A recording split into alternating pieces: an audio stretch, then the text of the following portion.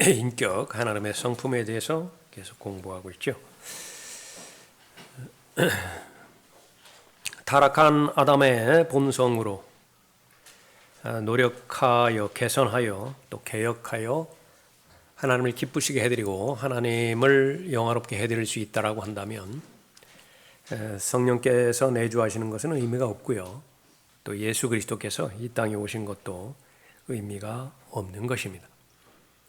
또 하나님의 본성에 참여하는 자가 바로 그리스도인인데 그 과정이 또 첫 번째 과정이 허물과 죄들 가운데 죽었던 영을 하나님께서 살리신 것이죠. 또 하나님의 말씀을 공부하면서 하나님의 인격과 하나님의 성품은 어떤 것인가 우리가 잘 공부하며 대조적으로 그와 어느 만큼이나 어울리지 않는 것이 인간의 타락한 본성인가 그것을 잘 아는 것입니다. 그 가운데 이 사랑이라고 하는 그런 영역에서 하나님께서 말씀하시는 사랑과 또 우리가 문화 가운데서 지금까지 경험적으로 알아온 사랑 그것이 얼마만큼 큰 차이가 있는 것인가 그것을 우리가 잘 아는 것입니다. 하나님께서 사랑이시라 그렇게 말씀하셨을 때 모든 것을 용납하시는 하나님이라 라고 그렇게 기본 그 기준을 그렇게 깔고 시작을 하는 것이 또 거의 대부분의 믿음 생활이죠. 모든 것을 용납하시는 것인가? 그것과는 성경과는 아무런 상관이 없는 것입니다. 구원받은 사람들, 하나님의 진리의 말씀을 어느 정도 알고 있는 사람들이라 하더라도 하나님께서는 죄인들을 죽이지 않으실 것이다. 그렇게 말하지만은요, 성경에서는 그것과 전혀 상관이 없습니다. 하나님께서는 매일매일 죄인들을 죽이십니다. 죽이시는 것은 하나님이세요. 하나님이 죽이시는 거예요. 그런데 그 하나님을 사랑의 하나님이라 성경에서 언급하고 있죠. 하나님께서는 죄인이 멸망당하는 것을 전혀 기뻐하지 않으십니다. 하나님의 인내가 거기에 있고 하나님의 오래 참음이 거기에 있는 것이죠. 그래서 다 하나님께서는 모든 사람이 구원받기를 원하시는 것인데 그것은 다 회개에 합당한 열매를 맺기를 바라는 것입니다. 그러나 그 똑같은 말씀을 똑같은 뜻을 전한 하나님께서는 죽이시기도 하는 하나님이시다라고 하는 것을 우리가 아는 것입니다. 신명기 32장 보겠습니다.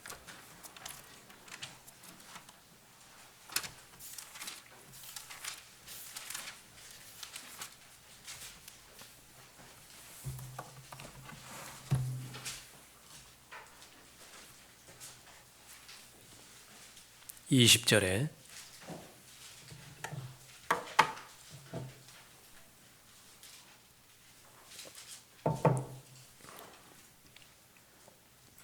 주께서 말씀하시기를 내가 그들로부터 내 얼굴을 숨길 것이며 내가 그들의 끝이 어떠한지를 보리라. 이는 그들이 매우 비뚤어진 세대며 믿음이 없는 자녀임이라.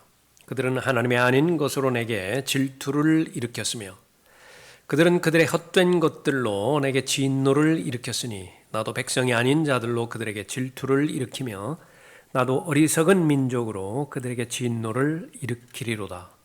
내 진노 중에 불이 붙어서 가장 낮은 지옥까지 살을 것이며 그 땅을 그 소산과 더불어 소멸할 것이며 산들의 기초에도 불을 놓으리라.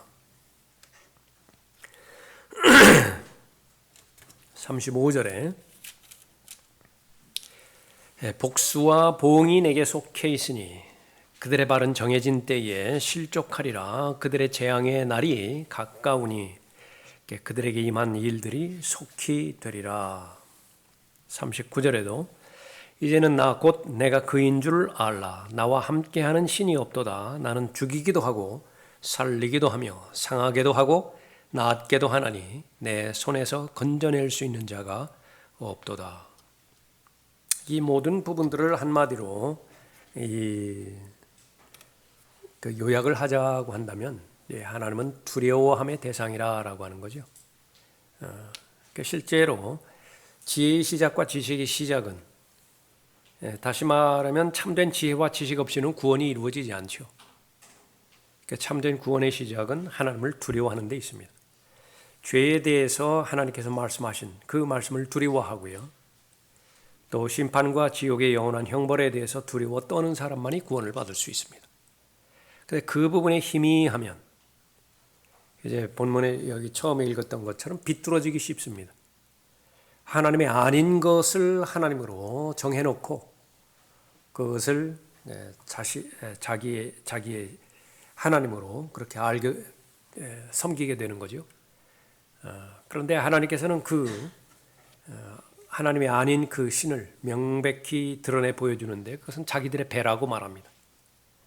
그것은 탐심으로 말미암은 돈을 사랑하는 것이라 말씀하고 있는 거죠. 그것은 또 다른 예수이고 또 다른 복음이고 또 다른 영이라라고 하는 사실을 아는 것입니다. 어디에서부터 잘못된 것인가? 그 성경을 몰라요. 하나님을 믿기는 믿되 하나님을 섬기기는 섬기되 성경과 무관하게 섬기려고 하는 것입니다. 그래서 내가 원하는 하나님 또 내가 목표로 하는 그 일을 도우시는 하나님 그렇게 된다라고 한다면 그것이야말로 바로 이 마귀가 노리는 마귀의 계략인 것이죠.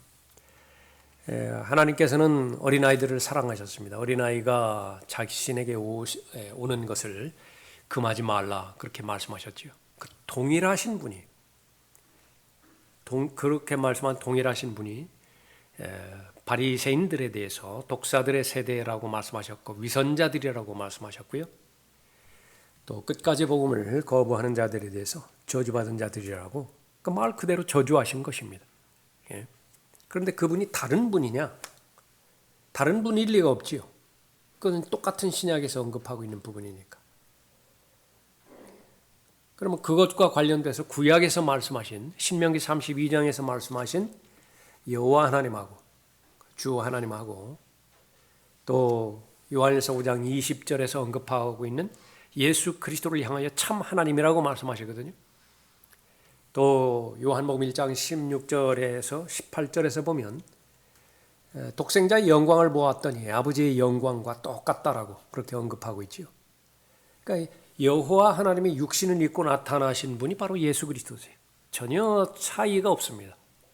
근데 그것을 계속 구분하게 되어지는 것은 하나님의 말씀에 대해서 두려워하지 않는 것을 말하고 있는 것입니다. 그래서 이 사랑의 하나님, 그것이 의미가 있기 위해서는 한 장소, 그것이 결정을 내리는 것인데 그것이 바로 갈보리입니다. 하나님의 진노, 하나님의 공의에 대해서 벗어나는 모든 대상에 대해서는 하나님께서 진노하시죠.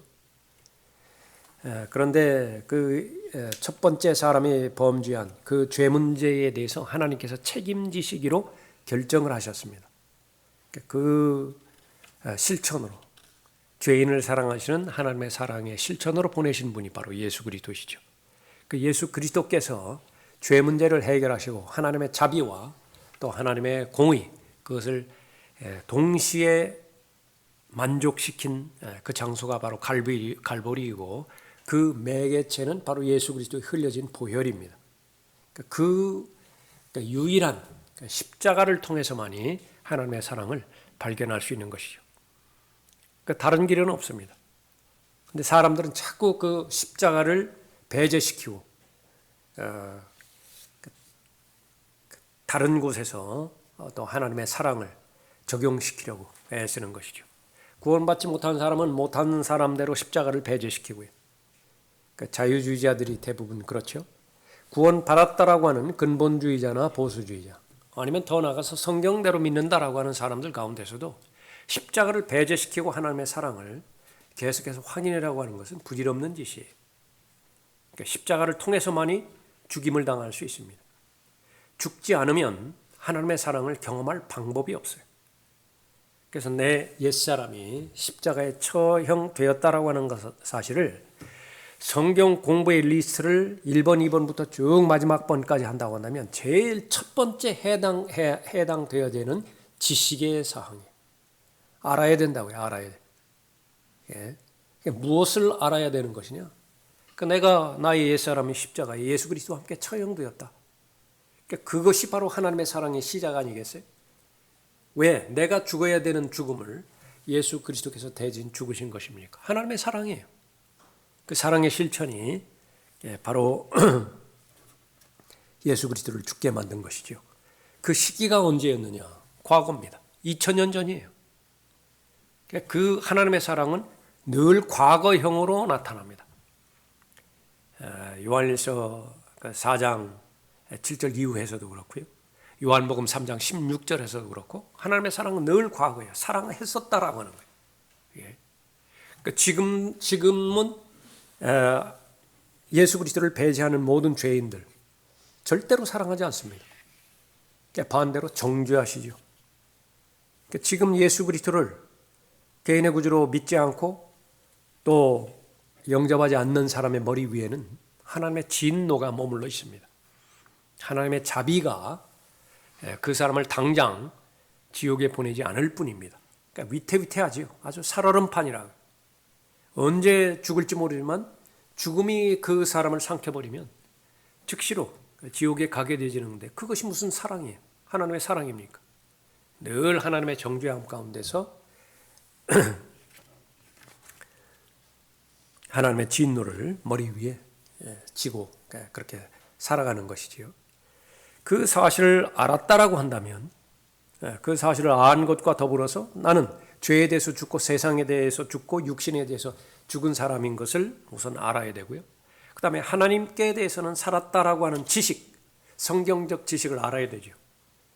그 지식이 계속해서 강조되어지고 나한테 의식이 되어서 흔들리지 않는 믿음의 반석처럼 견고하게 자리 잡을 때 그 다음에 이제 계속해서 하나님의 말씀을 알아가야 됩니다. 예언의 지식을 알아가야 되고요. 더 깊은 진리의 지식을 알아가야 되는 것이죠. 그러면은 바로 온전한 사람으로 성장하는 것이고 그리스도의 충만하심에 장성한 분량에까지 잘 자라는 것입니다. 알지 못하면 하나님의 말씀을 알지 못하면 하나님을 공격하는 데도 한계가 있어요. 지식이 있어야 하나님을 공격합니다. 늘 말씀드리는 것이지만 하나님께서 특정한 말씀을 선포하시기 전까지 마귀가 할 일은 없어요. 그런데 특정한 말씀이 선포가 되어지면 특정 대상에게 그 말씀을 가지고서 이제 공격이 시작되어지는 것인데 삭제와 첨가와 왜곡, 변개의 과정을 통해서 공격하는 것이지요. 그것이 잘못되어지면 이제 하나님의 말씀을 알면 알수록 더 왜곡되어지는 것입니다. 토라를 외우고 있는 것이 바로 유대인이에요. 토라를 외우고 있다고요. 이 지구상에서 가장 예수 그리스도를 대적하는 자가 유대인이에요. 왜 그렇죠? 하나님을 두려워하지 않기 때문에 그렇습니다. 하나님을 두려워하지 않는 자의 특징은 자기 의를 하나님의 의보다 더 우위에 두는 사람이에요. 그 다음에는 이제 여기라 그랬죠. 믿으라 그랬죠. 그 십자가의 사건이 다른 사람의 이야기가 아닌 바로 나 자신에 관련된 이야기라 그래요. 내 영적 상태가 올바른 것인지 올바르지 않은 것인지 확인할 수 있는 시금석이 내 안에 확인이 되어집니다. 십자가의 사건이요. 이제는 냉랭해져요. 그러니까 너무 많이 들어가지고서 끝이 이제 무덤덤합니다. 아주 위험한 때예요. 그러니까 왜 그런 것이냐? 그건 남의 얘기예요. 십자가 사건은 남의 이야기라고. 6.25를 겪은 세대, 일제강점기를 겪은 세대, 아니면 보릿고개를 겪은 세대, 언제 어디서든지 그 말을 할 때는요, 모든 관심이 그 최상으로 올라가지고서 입에 침을 튀긴다고요. 그 이야기를 하는 거예요. 자기 이야기이기 때문에. 그러니까 십자가, 내가 영적으로 올바른 말씀과 동행하고 그 말씀을 근거로 해서 기도의 과정을 통해서 하나님의 은혜에 정상적으로 반응한 것이냐? 십자가가 결코 무덤덤해지지 않습니다. 바울은 매일 죽는다 말했고요. 본인의 신앙 고백입니다. 그러니까 그 십자가보다 더 위에 있는 지식이 있으면 안 돼요. 그것이 바로 하나님의 사랑에 관련된 그런 그 부분입니다. 자, 그 다음에 하나님은 신실하시다라고 하는 그런 그 부분이죠. 신명기 7장 9절에 나와 있습니다. 교재에 있죠. 그러므로 주 너의 하나님을 알라. 그분은 하나님이시니 그를 사랑하고 그의 계명들을 지키는 자들에게 언약과 자비를 일천대까지 지키시는 신실하신 하나님이시며, 여기 신실하다라고 하는 부분, 성경에서 어떻게 정의하고 있는 것이냐? 그것은 반드시 말씀과 직접적으로 연결이 되어서 설명되어 있는 하나님의 성품이에요. 하나님의 인격이에요. 하나님께서 말씀을 하시죠. 그것이 계명입니다. 약속이죠. 언약이죠. 그것이 한 번 하나님의 입에서 나왔다라고 한다면 그것은 반드시 말씀하신 그 목적대로 이루어지는 것입니다. 그것을 자신의 이름을 걸고 맹세하세요. 신실하신 하나님이십니다. 그런 사람은 없죠. 자기 말에 끝까지 책임을 지는 사람, 한계가 있죠. 아무리 그 신실한 사람이라 하더라도 사람에게는 한계가 있습니다. 그래서 늘 사람과 대조를 시킵니다. 하나님은 사람이 아니시다. 그래서 거짓말하지 않으신다. 그 말은 사람은 거짓말한다 그 말이에요. 또 똑같은 말을 한다 하더라도 마음에서 우러나오는 동기와 자신의 입에서 나오는 말이 항상 일치하지는 않아요. 사람은 그렇습니다. 그러나 하나님께서는 사람이 아니시죠. 신명기 34장 4절에서 그 밑에서 말씀하고 있죠. 이것은 내가 아브라함과 이삭과 야곱에게 맹세한 그 땅이니 내가 그것을 내 씨에게 주리라 하였느니라. 내가 그것을 내 눈으로 보게 하였으나 너는 그곳으로 건너가지 못하리라. 여기에서도 마찬가지입니다. 야곱에게 맹세하였는데 말씀을 주신 것이죠. 그 말씀의 내용이 내가 그것을 내 씨에게 주리라. 그렇게 언급하고 있습니다. 이 하나님의 말씀이 나에게 주어진 하나님의 말씀이냐, 그것을 1차적으로 찾아야 되겠죠. 그래서 하나님의 말씀, 이방인에게 주신 말씀도 있고 유대인에게 주신 말씀도 있고 그리스도인에게 주신 말씀도 있습니다. 1차적으로 교리적으로 그것을 나누어야 돼요. 교리적으로 그리스도인인 나에게 주신 말씀이다. 교리적으로 유대인과 이방인에게 주신 말씀이다. 그것이 분명하게 구분이 되었으면 모든 하나님의 말씀은 영적으로 실제적인 그리스도인의 삶을 통해서 모두가 다 영적으로 적용할 수 있는 것입니다. 그 순서가 그렇다고 말이죠. 거기 나오는 고린도전서 1장 8절 대표적인 그리스도인에게 주신 말씀입니다. 또한 그분께서 너희를 끝까지 확고하게 지키시어 우리 주 예수 그리스도의 날에 책망할 것이 없게 하시리라. 지키신 분의 주체가 누구냐? 그분이에요. 하나님이라고요. 구원해 주시는 주체가 누구시냐? 하나님이지요. 그러니까 하나님께서 구원해 주시고 그 구원에 대해서 끝까지 보증해 주시겠다고 약속하셨다라고 한다면 그분의 형편에, 그분의 일신상에, 그분의 계획에 변화가 없는 한, 변경하는 요소가 없는 한 구원은 확실한 것이고 구원은 영원한 거예요. 그런데 자꾸 그것을 대체시키려고 하는 것입니다. 무엇으로 대체시키려고 하는 것이냐? 지금의 내 영적 상태로 대체시키려고 하는 거예요. 지금의 내 영적 상태가 좋을 때는 구원이 더 견고한 것 같고요. 지금의 영적 상태가 아주 내가 보기에도 아닌 것 같은 그런 상황에, 그랬을 때는 구원이 그만큼 흔들릴 것으로 생각한다. 그러니까 그것은 양심이 있기 때문에 그래요. 하나님과의 교제가 약화되었기 때문에 그런 것이죠. 그러나 적어도 구원에 관해서 하나님께서 보증해 주신 약속의 말씀은 내 느낌과 감정과 지금의 현재의 영적 상태가 전혀 상관이 없습니다. 하늘이 두 쪽이 난다 하더라도, 우주가 멸망이 된다 하더라도 하나님께서 하신 말씀, 그것이 나에게 하신 약속의 말씀이라고 한다면 그것은 변하지 않아요. 그것이 바로 하나님의 신실하신 것입니다. 우리는 하나님 앞에 신실하지 못해요. 그러니까 우리는 약속을 하지 못합니다. 함부로 약속을 하지 못하죠. 하나님 앞에. 지금은 그런 말씀을 드린다 하더라도 그 마음이 언제 어떻게 변할지 나도 보장하지 못하잖아요. 그러나 감사드리는 것은 하나님께서는 신실하신 하나님이신 것입니다. 우리를 지키시되 끝까지 지키시고요. 마지못해서 지키시는 것이 아니라 확고하게 지키신다 말씀하고 있습니다. 빌립보서 1장 8절에서 우리가 이것을 확신하노니 너희 안에서 선한 일을 시작하신 그분께서 역시 마찬가지죠. 선한 일을 시작한 것이 내가 아니에요. 에베소서 2장 8절 9절에 의하면 나의 행위는 전혀 포함되지 않았죠. 믿음으로 말미암아 은혜로 받은 구원이에요. 선한 일을 시작하신 그분이죠. 예수 그리스도의 날까지 그 일을 완성하리라 말씀하고 있습니다. 디모데후서 2장 13절에서 우리가 믿지 아니하여도 그는 항상 신실하시니 그는 스스로를 부인하실 수 없습니다. 하나님의 신실하심에 대한 다른 표현이에요.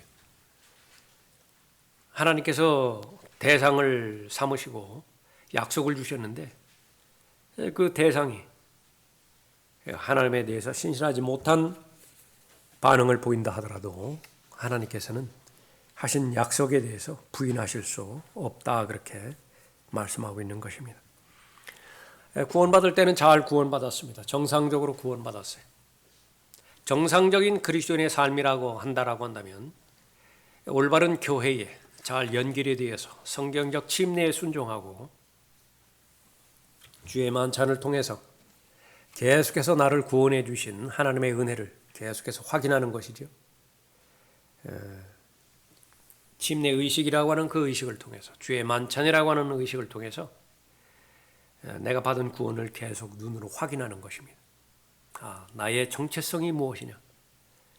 그 가운데서 지속적으로 하나님 앞에 참된 경배로 발견되고 경배자에게 주시는 특권이 무엇입니까? 영으로 하나님 앞에 경배드리죠. 진리로 하나님 앞에 경배드리죠. 영의 사람이 되어지는 것이고 진리의 사람이 되어지는 거예요. 참된 경배자는 경배를 계속해서 드림으로 인해서 영적으로 성장하죠. 또 진리의 지식으로 무장하게 되어지죠. 그보다 더 자유로운 사람이 없다고요. 그 자유로운 사람은 예수 그리스도를 닮아가는 사람을 말하는 것이고 예수 그리스도의 마음과 생각으로 일치되어지는 사람을 말하는 것인데 지상에서의 그분의 오신 목적대로 그대로 살아가는 사람이에요. 예수님께서 왜 지상으로 오셨는 것인가? 죄들을 없애기 위해서 오셨고 그래서 그리스도인은 죄에 대해서 승리한다고요. 마귀의 일들을 멸망시키기 위해서 오셨고 하나님의 전신갑옷으로 잘 무장해서 마귀와 싸워야 되는 영적 전쟁에서 승리하는 것이죠. 그 다음에 또 하나님께서는 자유를 주기 위해서 오셨잖아요. 세상은 두려움의 영으로 그리스도인을 속박한다고요. 또 두려움의 영으로 온갖 종류의 다양한 폭력을 행사하는 것이죠. 위축되게 만들어요. 세상에 겁을 집어먹게 만들고 세상과 세상에 흘러가는 풍조에 따라가지 않게 만들면 자신이 감당하지 못하게 만드는 것인데 그 세상과 다르게 살 수 있는 자신감을 준다고. 그것이 풍성한 삶이에요. 열매 맺는 삶이라고요. 똑같은 기쁨이라 하더라도 출처가 두 개라고 말씀하셨고요. 또 똑같은 말에 해당되는 지혜라 한다 하더라도 출처가 두 군데라고 말씀하셨어요. 마찬가지로 똑같은 행복이라 하더라도 출처가 둘이에요. 땅에서 주는 행복이 있고 예수 그리스도 안에 있는 행복을 공유하는 그런 그 부분이 있는 것이죠. 그게 예수 그리스도께서 오신 그런 그 목적인 것입니다. 그래서 예수 그리스도께서 오신 목적대로 잘 살아갈 때에 바로 구원의 목적과 또 그 목적대로 살아가는 정상적인 그리스도인의 삶을 잘 살아가는 것이죠. 이것이 그냥 노멀 크리스천이에요. 정상적으로 그렇게 돼야 된다고요. 아이가 태어났는데 거기서 아주 만에 하나, 10만 명에 하나 불구로 핸디캡을 가지고 태어날 경우냐, 그 경우가 정상이 아니라고요. 정상적인 가정에 있어서는 뭐 요즘은 그렇게 많아져서 그렇지만은 어린아이가 ADHD에 노출이 돼버렸다. 어린아이가 희귀병에 노출돼서 정상적으로 부모의 사랑을 온전히 받지 못해서 사회성이 결여된 채 뭐 유치원에 가고 초등학교에 입학한다. 이것이 일반적인 상황이 아니에요. 그러니까 아주 특이한 경우라고. 거의 대부분의 일반적인 경우에는 건강한 부모로부터 건강하게 태어나서 정상적인 양육을 받아 자기의 시기가 되었을 때 건전하게 사회에 소속이 돼서 사회성을 지니고서 사회의 일원으로서 자신의 역할을 감당하며 살아가잖아요. 그것이 정상적이라고요. 그런데 이 마지막 날들에 그런 것은 거의 찾아볼 수가 없어요. 그래서 정상적으로 태어났음에도 불구하고 그 이후에 후속 조치가 없어요. 곧바로 침례에 순종하고 곧바로 하나님의 기초 말씀의 양육을 받아서 정상적인 교제권 안에 들어와서, 그래서 사람을 통해서 배워야 되죠. 사람을 통해서 서로 격려를 해주고 격려도 받고 또 용기도 얻고 그렇게 해서 자라가야 되는데 처음부터 잘못 걸려들었다. 이단에 걸려들 수도 있고 또 육신적인 그리스도인의 좋지 않은 영향 가운데서 빠져서 그렇게 하고 나중에는 고백이요. 하나님의 말씀을 시인하는 것이 믿음인데, 그러니까 예수는 주라고 시인하는 것이 믿음 아니에요? 지금 그 일을 하나님께서 행해 주셨다라고 하는 것이 믿음 아니에요? 간증이잖아요. 우리가 찬송 부를 때에 찬송가의 가사 다 동의하고 목소리를 높여서 하나님 앞에 시인해 드리잖아요. 이거는 찬송가의 가사는 나의 일이라고. 왜? 그렇게 되어지는데 그 부인을 해버리는 단계까지 왔다. 그 처음에는 어떻게 기분상 영접한 것 같다고.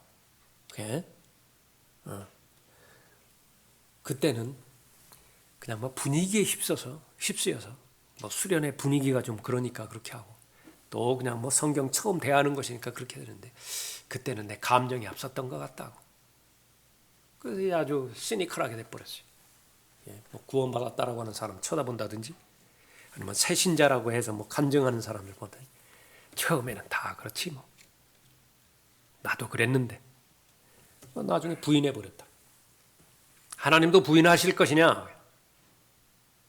그러니까 여기에 나와 하나님과의 차이가 있다라고 하는 그런 부분이죠. 신실하신 하나님이요. 믿어야 된다고요. 느낌으로 다가오지 않는다 하더라도, 감정적으로 동의가 되어지지 않는다 하더라도 내가 구원받았다라고 한다면, 그것이 사실이라고 한다면, 내가 아무리 이 지상의 삶을 사는 동안에 예수 그리스도를 부인하고 하나님을 대적해서 마귀와 같은 삶을 살다가 하나님을 만난다 하더라도 하나님께서는 그리스도의 심판석에서 나를 부인하지 못해요. 그것이 바로 하나님의 신실하심입니다.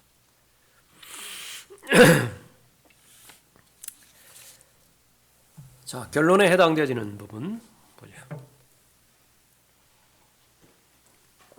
지금까지 살펴봤던 그 부분들은 한 부분적인 그 부분만 살펴봤고요. 성경 전체를 통해서 우리가 읽어가고 공부해가는 가운데서 하나님의 성품, 그것은 계속해서 만나게 되는 것입니다. 하나님은 동정심이 많으시다 말씀하십니다. 열왕기상 8장 23절에서 이스라엘의 주 하나님이요, 주와 같은 하나님은 위로 하늘에도 없고 아래로 땅에도 없사오니 주께서는 주 앞에서 마음을 다하여 행하는 주의 종들과 더불어 언약과 자비를 지키시나이다 말씀하십니다. 하나님은 참되시고 그러나 주는 참 하나님이시며 그는 살아계시는 하나님이요 영원한 왕이시라. 그의 진노하심에 땅이 떨며 민족들이 그의 분노를 감당할 수 없게 되리라. 예레미야 10장 10절 말씀이고요. 하나님은 썩지 않으시는 하나님인데, 썩지 아니하는 하나님의 영광을 썩어질 사람의 형상과 새들과 네 발 달린 짐승들과 기어다니는 것들과 같은 형상으로 바꾸었도다. 그걸 한번 찾아볼까요? 로마서 1장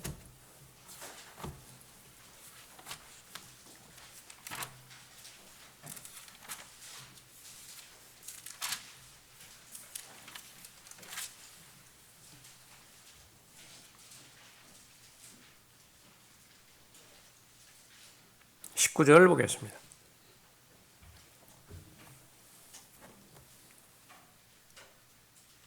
이는 하나님을 알만한 것이 그들 속에 나타나 있기 때문이니 하나님께서 그것을 그들에게 보이셨습니다.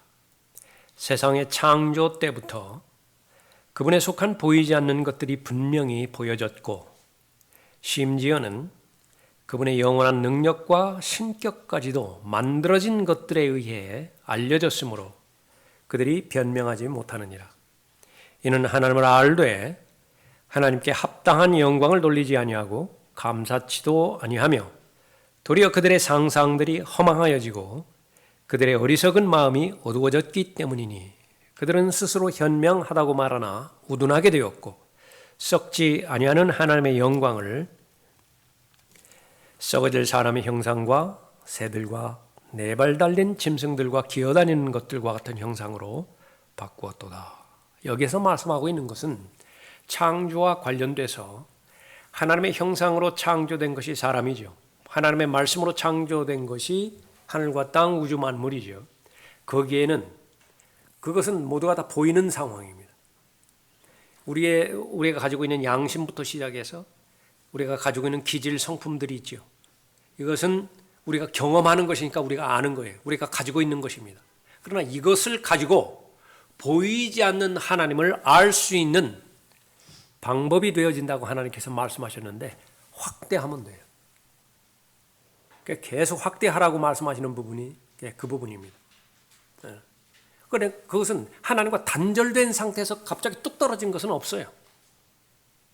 똑같은 과학을 연구하는, 탐구하는 사람이라 하더라도 공부하면 공부할수록 더 하나님을 더 찬양하고 하나님을 더 높여드리는 과학자가 있는가 하면 과학을 연구하면 연구할수록 더욱더 썩지 않을 하나님의 형상을 썩어질 짐승으로 바꿔버리는 그 자들이 있죠.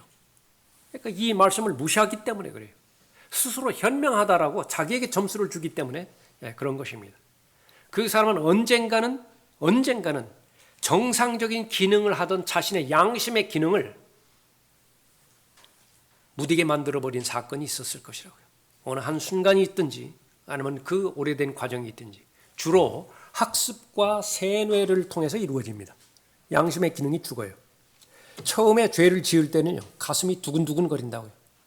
그러나 이것이 계속 정당화를 부여하고 합리적으로 변명거리를 계속해서 외부에서 주입해줘요. 내 나이면은 그 정도 된다고. 그래? 무슨 그것이 젊은이들 같은 경우에는 성에 관련된 윤리라든지 또 사회가 악해져가고 구조적으로 계속해서 빈익빈 부익부라든지 유전무죄, 무전유죄라든지 그러니까 그런 부분에 노출되어지면 그렇게 계속 학습되어지고 세뇌되어지는 거예요. 마찬가지로 하나님에 대한 영역에 대해 있어서도 공산주의자나 유물론자나 온갖 하나님을 대적하는 인간적인 철학자들의 교육에 의해 가지고 계속 하나님은 없다라고 하는 쪽으로 몰려가는 것입니다.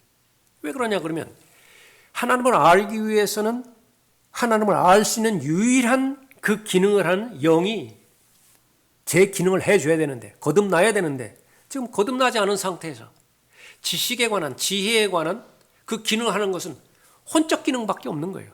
혼적 기능을 통해서는 절대로 영으로 계신 하나님을 알 수가 없어요. 그건 불가능하다고요. 근데 불가능한 것을 계속 가능한 쪽으로 몰아붙이죠. 하나님을 알 수 있다라고. 그래서 결론을 낸 것이 하나님은 없다예요. 신은 죽었다예요. 그러니까 그것을 나름대로 논리적인 체계로 논리적인 과정을 통해서 얻은 결론을 던져줬을 때 너무 합리적이거든. 왜? 타락한 죄인이, 죄성이니까요. 아담이 죄를 짓자마자 조치했던 것은 하나님으로부터 도망가는 거예요. 하나님으로부터 숨는 것이라고요. 인간이 모여서 하는 짓 제일 첫 번째는 하나님 없이 우리끼리 하자예요. 바벨탑이라고. 지금도 바벨탑은 계속해서 지금 이루어져 가고 있죠. 우주 정복, 그 본질적인 것은 하나님 없는 것을 입증하자, 증명하자예요. 그래서 우리끼리 살자라고 하는 그런 그 부분인데, 그래서 이 우주 만물을 통해서 분명히 하나님께서 말씀하시는 것은 누군가가 계신 거예요. 코넬료가 대표적인 사람이라고요. 그래서 자신의 양심상 거듭나기 전이지만은 이거는 우연히 이루는 것도 아니고 이것은 하나님의 자비가 있는데 그 하나님이 인격적으로 어떤 하나님이냐를 모를 뿐이에요. 그 상태가 됐을 때 하나님께서는 반드시 복음 전하는 복음 전파자를 통해서 복음을 알려주시죠. 베드로라고는 복음 전파자 통해서 예수 그리스도를 증거하게 한다. 예수 그리스도를 믿고 마음으로 영접하면 이제는 계속해서 진리의 지식 가운데 다다르게 되어지는 것입니다. 그래서 우리가 이미 살펴봤지만 질투라고 하는 그런 부분도 이거 마찬가지예요. 우리 안에 질투가 있잖아요. 질투를 무한 확대하면 하나님의 성품에 질투가 발견이 되어진다. 다만 잘못된 질투가 있는 것이죠. 잘못된 시기와 잘못된 질투로 말미암아서 수많은 사람들이 멸망의 길을 걸어갔지만은 그러나 그 질투 가운데서도 거룩한 경건한 질투가 있어요. 바울이 품었던 그 질투라든지 하나님께서 품으셨던 그런 그 질투라든지. 그러니까 마찬가지로 이것을 조금 확대해서 적용하자라고 한다면 우리들이 겪는 사건들, 그 사건들도 바로 하나님의 말씀을 알고 하나님의 말씀을 투여해서 그 본체를 알아가는 것은 그러니까 여러분들이 정상적인 믿음 생활하는 데서 대단히 중요한 것입니다. 노아의 때는 일단 지나갔잖아요. 과거 역사잖아요. 근데 그건 비유예요. 그 실체가 있다고요. 그 실체를 찾아내야 되는 것입니다. 롯의 때도 역시 마찬가지고 출애굽 그것도 역시 마찬가지로 과거에 이미 지나간 역사적인 사건인데 그걸 실체가 있다고요. 그 실체를 찾아내야 되는 것입니다. 우리가 매일매일 살아가면서 일상적으로 알아가는 모든 부분들. 여러분 가정이 있잖아요. 가정에서 볼 때에 거기에 남편과 아내와의 사랑이 있고 부모와 자녀와의 그런 애정과 신뢰가 있고 좋잖아요. 그보다 더 좋은 데가 어디 있어요? 그것이 비유라니까요. 그게 다가 아니에요. 그것을 무한 확대하라고요. 그러니까 뭐가 나타나는 것이? 하늘나라가 나타나는 거예요. 하나님의 나라가 나타나는 거 실현이 되어질 때에. 반대로 그 어느 것보다도 지옥 같아? 그 관계들이 아주 지옥 같아요? 그걸로 끝나는 것이 아니에요. 그걸로 끝나는 거예요. 그건 무한 확대하라고요. 그것을. 그 실체가 드러나게 되어지는 것인데 거기에는 저주와 원망밖에 없는 그러니까 지옥의 실체를 드러나게 되는 것이죠. 또 내가 칭찬받고 내가 존중받고 그렇게 됐을 때 내가 얼마만큼 자존감이 높아갑니까? 내가 그 일을 정말 잘했다 싶을 정도로 자기 자신에 대해서 얼마나 긍정적이에요. 그걸로 다가 아니에요. 그것을 무한 확대하세요. 그리스도의 심판석이 나오는 거예요. 잘하였다 착하고 신실한 종아. 반대로 내가 정말 죽음이라도 들어가고 싶어요. 그래서 그런 의미에서 그런 수치스러운 모욕에 해당되는 그런 부분들 한두 번쯤은 경험해 오는 것이 필요하다고 말씀드리는 부분이 그 부분입니다. 그것을 무한 확대하세요. 무한 확대하면 그것이 또 하나님을 대면했을 때에 악하고 게으른 자라고 그 책망받는 그 부분이 돌려 발견하게 되어지는 것이죠. 그 부분입니다. 세상의 모든 창조물을 통해서 보이지 않으시는 그분을 발견할 수 있는 것인데 그런 여건들이 충분히 되어 있음에도 불구하고 하나님 두려워하기를 거부하고 신실하신 하나님이라고 하는 약속의 말씀을 내 믿음과 결합시키지 않음으로 인해서 부인하게 돼버린다. 그럼 그 결과는 어떻다고요? 23절에 보면 썩지 아니하는 하나님의 영광을 썩어질 사람의 형상과 새들과 네 발 달린 짐승들과 기어다니는 것들과 같은 형상으로 바꾸었도다. 주체가 누구예요? 자기라고요. 하나님은 썩지 않으신다라고 하는 부분이고요. 자, 하나님은 은혜로우시다 말씀하시죠. 주께서는 은혜로우시고 의로우시고 정녕 우리 하나님은 자비로우시다. 시편 116편 5절 말씀입니다. 하나님은 보이지 않으시는 분인데 이제 영원하신 왕 썩지 아니하시고 보이지 아니하시고 홀로 지혜로우신 하나님께 존귀와 영광이 영원 무궁토록 있을지어다. 아멘. 디모데전서 1장 17절 말씀입니다. 하나님은 정직하신 분이고 주는 선하고 정직하시니 그러므로 그가 죄인들에게 그 도를 가르치시리라. 시편 25편 8절 말씀입니다. 온전하신 하나님이라 말씀하십니다. 그러므로 하늘에 계신 너희 아버지께서 온전하심 같이 너희도 온전하라. 마태복음 5장 48절 말씀입니다. 결론적으로 말해서 하나님 같으신 분은 없다. 나와 하나님은 다르다. 이걸 아주 항상 고백해야 됩니다. 나는 하나님이 아니다. 우선순위에 있어서 그래서 하나님을 먼저 두어야 질서 있는 삶을 삽니다. 혼란스럽지 않아요. 무질서하지 않습니다. 출애굽기 9장 14절에서도 온 땅에 나 같은 이가 없음을 알게 하리니라고 하는 그 부분이 있죠. 그런 이 하나님을 알게 하기 위해서 하나님께서 치르시는 법은 다양하다고요. 재앙을 주시기도 해요. 복만 주시는 것도 아니라 죽음의 골짜기를 안전하게 잘 보호해 주시기도 하지만은요, 갑자기 잔잔한 호수를 풍랑이 일어나게 그렇게 하기도 한다. 그러니까 목적은 하나입니다. 하나님의 계심을 알게 하고 또 하나님은 하나님과 같으신 분이 없다라고 하는 사실을 알게 하기 위해서. 여수론에 하나님과 같으신 분은 아무도 없도다. 그가 너를 도우시려고 하늘을 타시고 창공에 그의 위엄을 보이시는도다. 신명기 33장 26절 말씀입니다.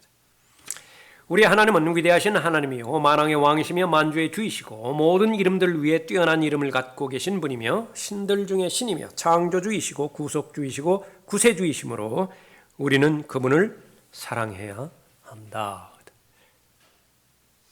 마음을 다하여 하나님을 사랑한대. 하나님을 사랑했더니요, 점차 하나님에 대해서 잘 알아가고 있는 것이죠. 그러면 나는 보잘것없어요. 내가 약한 것은 누가 그것을 가르쳐주지 않아도 잘 알아요.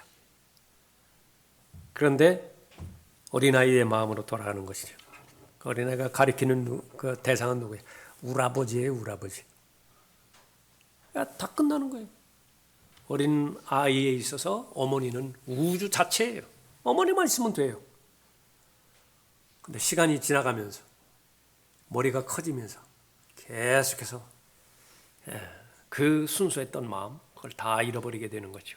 하나님에 대한 마음, 하나님의 전체라고 해요. 하나님의 전체. 하나님 한 분만 계시면 돼요. 다윗의 고백처럼 뭐 문지기를 하든 하나님이 계시는 그 전에 그냥 문지기를 하든 그게 무슨 상관이냐. 하나님께서 나를 아시고 내가 하나님을 아는데, 자, 우리는 그분을 경배해야 하며 우리는 그분을 두려워하며 그분을 섬겨야 된다. 또한 우리는 그분께 순종해야 된다. 잠언 9장 10절 말씀에서 우리가 알고 있는 말씀이죠. 주를 두려워하는 것이 지혜의 시작이요. 그래서 전체의 과정을 통해서 이렇게 다시 한번 반복해서 강조하는 것은 균형 잡힌 하나님이시다라고 하는 그런 부분입니다. 균형 잡힌 하나님을 아는 것이 성경 공부를 통해서 하나님의 인격을, 하나님의 성품을 잘 아는 것입니다. 긍정적인 면도 있고 부정적인 면도 있는데 부정적인 면은 부정적으로 보이는 것뿐이지요. 전체로 보면 하나님은 선하신 하나님이십니다. 하나님은 거룩하신 분이시고 하나님의 어떤 결정을 내리든지 거기에 사랑이 포함되지 않는 그런 영역은 없어요. 다만 우리가 인간이기 때문에, 우리가 사람이기 때문에 부분적으로만 볼 수 있다 뿐이죠. 그러니까 전체를 볼 수 있는 것은 믿음이면 됩니다.